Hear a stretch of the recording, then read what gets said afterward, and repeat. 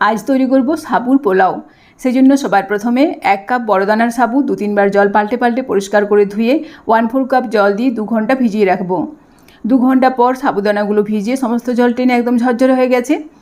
এদিকে 1 মুঠো চিনিবাদাম শুকনো কড়াইয়ে ভেজে আধ ভাঙা করে গুঁড়ো করে নেব। তারপর গ্যাস অন করে কড়াইয়ে তেল ও ঘি গরম করে এর মধ্যে একে একে সমস্ত সবজি ভেজে নেব। আমি এখানে নিয়েছি টুকরো করে কাটা গাজর, আলু, বিনস, ক্যাপসিকাম আর মটরশুঁটি। এই সময় এর মধ্যে দেবো পরিমাণ মতো লবণ আর দেবো অল্প একটু হলুদের গুঁড়ো।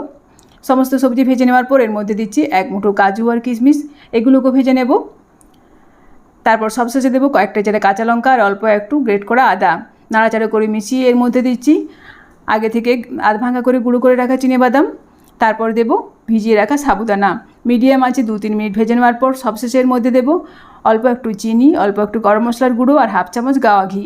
নাড়াচাড়া করে মিশিয়ে দিলেই তৈরি হয়ে গেল আজকের রেসিপি সাবুর পোলাও।